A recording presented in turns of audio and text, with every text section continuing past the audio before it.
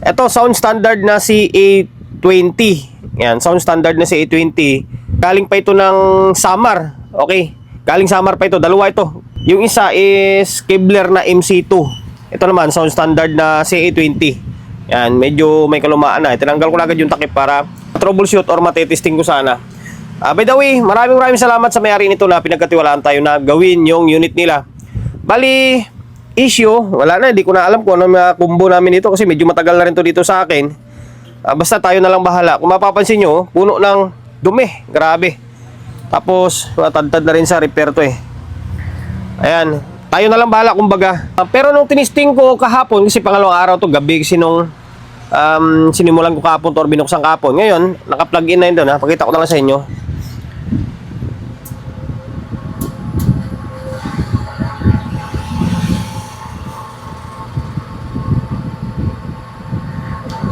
Okay, naka-normal mode naman siya. Ito may speaker na nakakabit to May nakakabit na speaker, may audio input. Laptop natin gumagana. Pansinin niyo, may audio rin naman. Oh. May audio. Oh.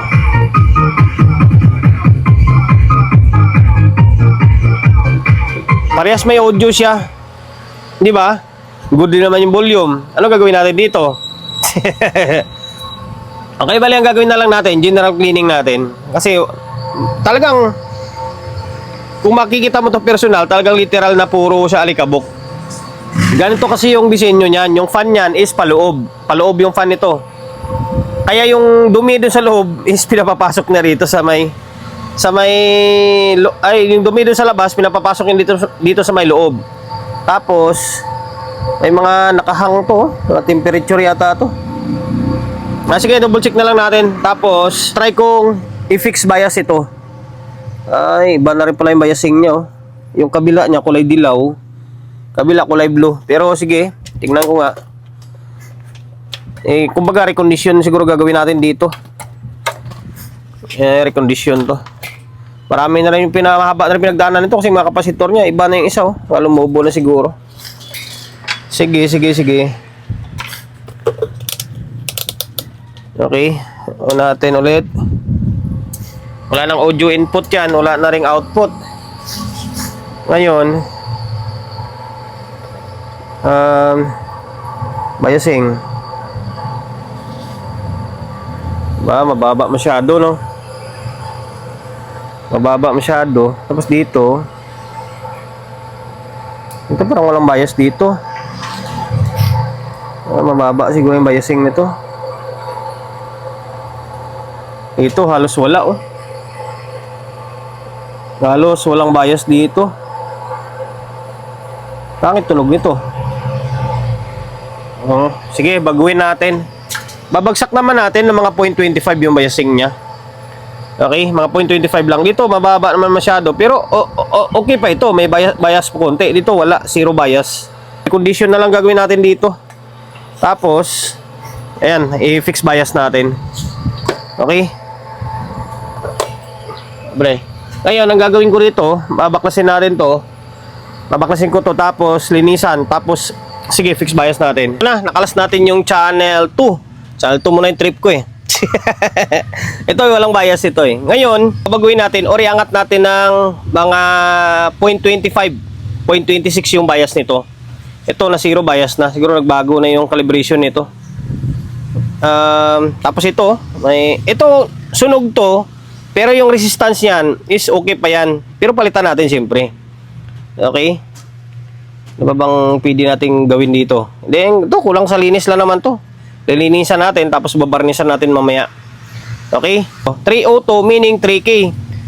CA20. Hindi ko alam kung 2.7 din yung calibration nito. Sige, salangan ko ng 2.7. Okay? Ngayon, ganitong gagawin natin. Pingutin lang natin to siyempre. Alam mo naman si Boy Kwan tayo tamad Totoo lang, tinatamad ako mag-vlog ngayon. Kwan ko lang. Maulan-ulan kasi yung panahon, kaya nakakatamad. Okay. Ito, hindi ko na alam kung ano yung value nito. Pero makakuha naman yan. Pati tester naman yan Kahit na sunog yan, resistance yan buo. Kasi kung sira yan, hindi nagagana yan. Okay, tapos pingutin natin to. Napalitan, parang napalitan na kasi yung hinang no, iba no. Paggawa na daw to, siyempre kita nyo naman no. Puro dugtong na. O yan, pingas na. O. 302. Ngayon, i-fix ko na. Eto, ginawa ko, tinanggal ko yung trimmer dito. Tapos yung trimmer na nandito, nilagay ko siya dito. Actually, wala talaga itong bias pala. Talagang literal na may problema. Gumagana siya, pero walang biasing.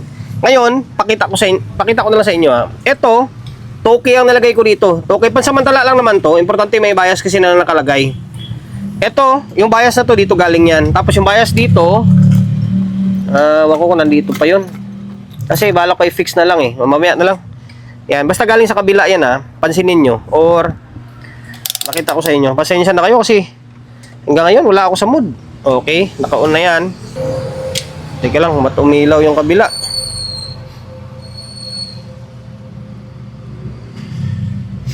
Baka may... Ay, binunot ko yata itong kabila. Teka lang. Oo nga. Teka lang, ayusin ko muna. Hindi pala nakakabit to. Kasi balak ko baklasin dalhin sa bahay. Teka lang ha. Balik ko na. Ayan, nakabalik na siya. Ngayon, switch on natin ulit. Ayan, wala nang kwan. Hindi nang umiilaw. Ngayon, pansinin nyo ha.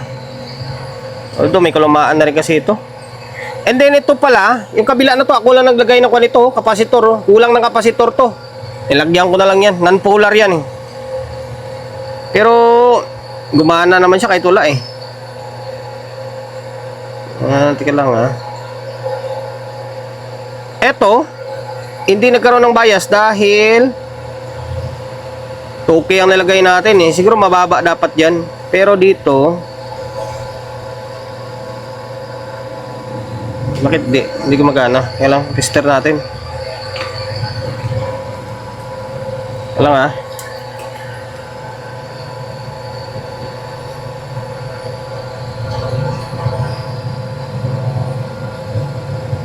Okay, mayroon dito ah. Tapos dito sa kabila,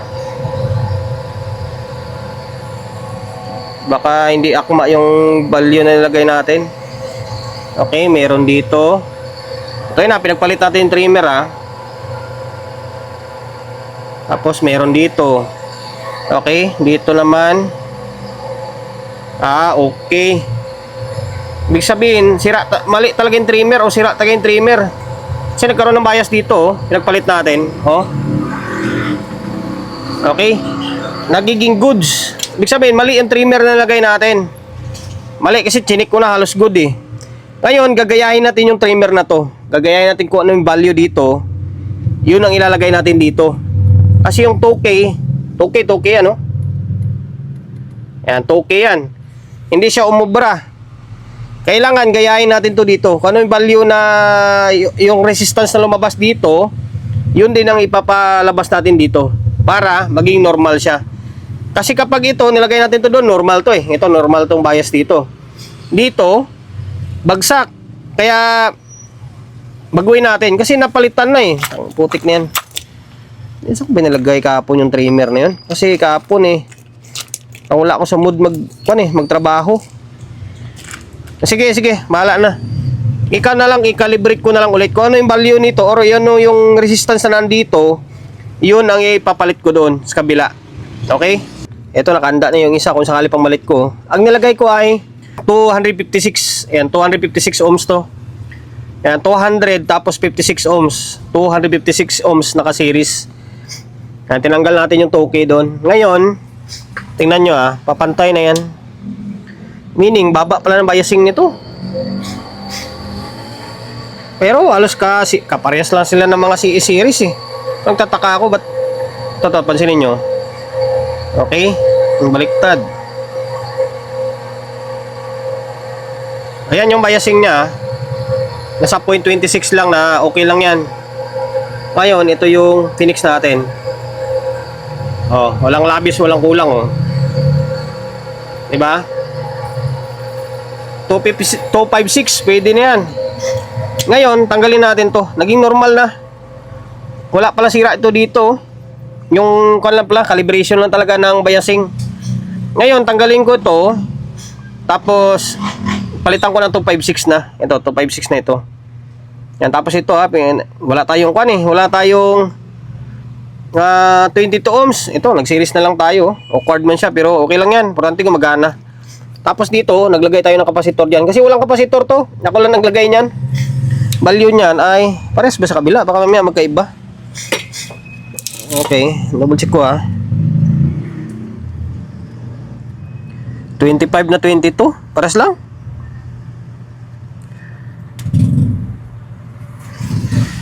Hindi ko makita pares lang naman Okay na yan. Ngayon, linisan ko muna to.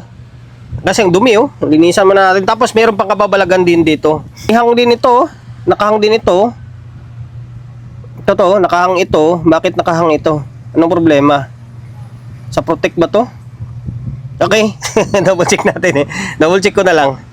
Tapos babarnisan ko pala ito. Okay, bali ito na. Naibalik ko na tapos binarnish ko na to Makita nyo makintab na yan Yan, binarnish na natin tapos pinix na rin natin to. Yan, 256. Okay, same din dito. Yan, 256 din yan. Okay, ngayon, kakabit na speaker to. Yan, tapos may meron ng input. Pasensya na kayo, barado yung ilong natin. Ngayon,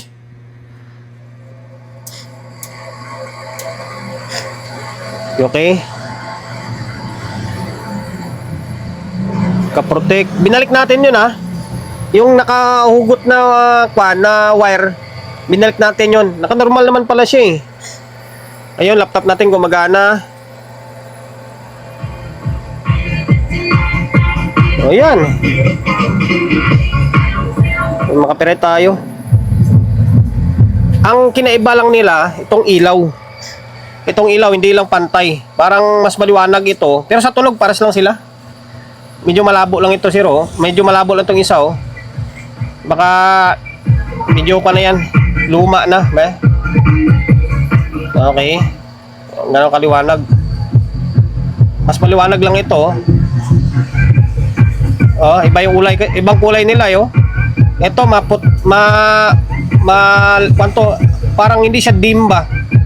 Kaya compare mo dito baka pinalitan na ng ilaw yan. Okay na.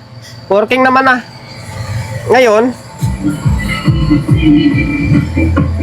dahil okay na yan, tingin ko yan lang problema, yung biasing lang. Ngayon, naging okay na yan, ayusin na lang natin kasi ang sagwa ng pagkakuha ng mga wire na lang natin na maayos yan. Tapos i-compressor natin, inulit natin binarnish natin to. Pakita ko sa inyo yan malinis na malinis yan. Malinis na malinis yan. Okay, malinis yan, varnish lang katapat yan. Ano may varnish natin? Ito ayan, para kumintab yung board natin. Yung mga puti-puti, wala na tayong magawa dyan kasi kumapit na yan pero sa board, malinis na yan. Okay, linisan ko na lang muna compressor, tapos tatali. Okay na yan.